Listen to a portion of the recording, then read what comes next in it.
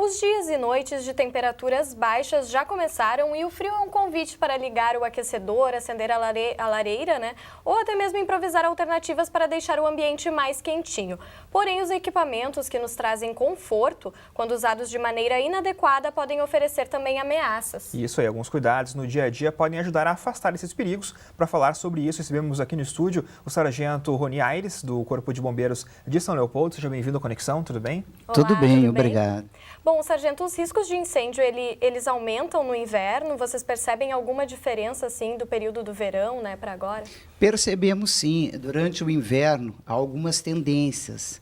Por exemplo, no verão, o pessoal tende a fazer o seu churrasco lá na área, na rua. Durante o inverno, o pessoal se recolhe.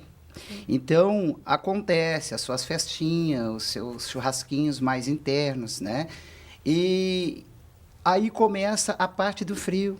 Muito importante porque as pessoas começam a usar, vamos supor, aquecedores, não tendo os cuidados necessários. Aquecedores elétricos, por exemplo, a gente pega muitas ocorrências, já pegamos, por descuido. Colocar do lado de cama, do lado de cortinas, instalações indevidas, porque tudo tem que ter as nossas tomadas, nossos pontos de captação de energia, tem que ter um cálculo de resistência correto. Então, ali as pessoas colocam aquecedor, colocam televisão, eles colocam tudo que dá na sua cabeça. E o que acontece? Uma sobrecarga, né? E muitas vezes questões também de oxigênio, queima de oxigênio. Então, são vários os fatores negativos e que pode levar, sim, a um incêndio, como nós já pegamos alguns por um ponto. Aquecedores elétricos é um dos. Pois é, na madrugada de ontem, em Dois Irmãos, uma menina de 4 anos morreu em decorrência de um incêndio causado por uma lata de álcool, que o pai utilizou para esquentar o ambiente. E essa é uma das alternativas que são, digamos, as chamadas alternativas, as alternativas que são aquelas gambiarras que dizem, né? Eu assim até considero como improvisos. Exatamente. Os improvisos para solucionar um problema e não avaliam um risco. Onde a gente, todos os anos no Corpo de Bombeiros, estamos trabalhando a prevenção, que nada mais é que remover aquilo que causa os incêndios, o desconhecer das pessoas.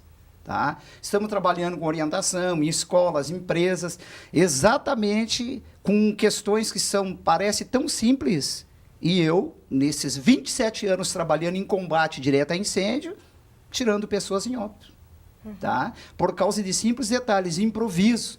O camarada chega lá, na dificuldade, ele enche uma lata de álcool, tá? E vai se aquecer. Às vezes embriagado, tá? Às vezes colocando, repito, do lado de cortinas, roupas de cama. E quando começa o incêndio, começa o quê? Uma liberação de monóxido de carbono. E a pessoa vai o quê? Entrando num estado tipo embriaguez. Muitas vezes é a inalação dessa fumaça que causa, né, o óbito. A inalação. Então, a pessoa vai entrando naquela situação que ele não reage. Eu atendi um incêndio há 4 anos atrás, a qual, quando chegamos no local, eu fui fazer o reconhecimento, porque em nosso combate, primeiramente, é o reconhecimento. Eu vou ver se tem pessoas que não andam, se tem pessoas idosas, bebês. Para o segundo plano é o combate. Quando eu adentrei ao local, constatei uma pessoa sentada em um sofá, sem reação. Ele estava no meio da fumaça, tinha inalado muito monóxido de carbono, não reagiu mais, ele iria morrer. Por quê? Porque houve um incêndio na residência dele, começando por uma fritura, simples fritura. As senhoras donas de casa adoram colocar as suas cortinas atrás do fogão, tem tudo para dar errado. Fica então aí é o cuidado, né, Joyce? O cuidado. Fica a dica, né? O que então as pessoas deveriam evitar, né? Assim que não pode. E o que as pessoas podem cuidar? Por exemplo, o aquecedor não deixar a noite inteira ligado, né? Tomar todos os cuidados, desde a instalação, tá?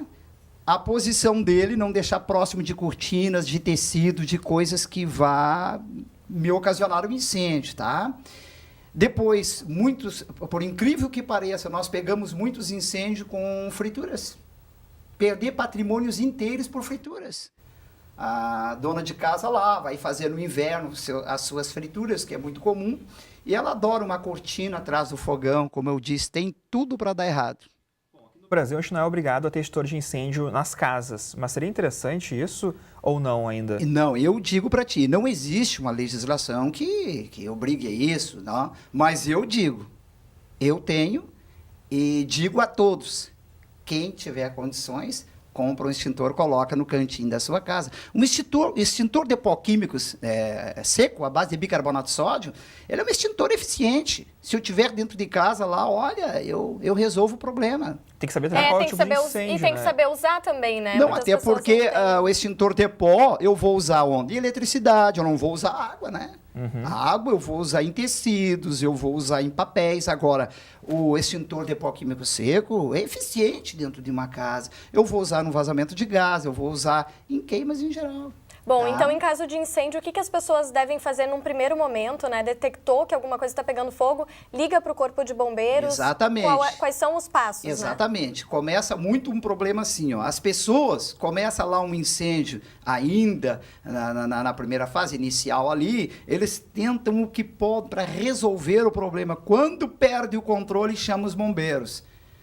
Eu digo assim, pessoal, nós devemos ser comunicados imediatamente. Deu um incêndio, comunica o Corpo de Bombeiros. Porque nós chegarmos lá, foi solucionado, muitas pessoas dizem assim, poxa, que vergonha, aqui deu um incêndio, nós conseguimos combater e chamamos vocês. Por favor, nós estamos aí para isto. Então, se nós chegarmos lá e foi solucionado, beleza. Agora, eu não posso deixar o fogo tomar uma proporção tal a qual eu vou colocar em risco a própria vida da pessoa tentando solucionar e perder patrimônio. E que nem os bombeiros vão poder resolver depois, dependendo do tamanho, né? A gente poder resolver lá 50% da situação, porque deixaram alastrar-se, perder, enfim. Então, deu um princípio de incêndio, ok, sabe o que fazer, tente ali, tá? Vamos deixar, então, para finalizar, o número, então, para o qual as pessoas podem ligar, né, em caso de incêndio. Por incrível que pareça. Você sabe que nas nossas palestras, a gente pergunta para as pessoas qual o número do Corpo de Bombeiro Emergencial. Eles dão 190, 195, 192 e 193. 193, então, para ligar para os bombeiros. Corpo de Bombeiros, Exatamente. 193. Agora, dados importantes aqui para a população.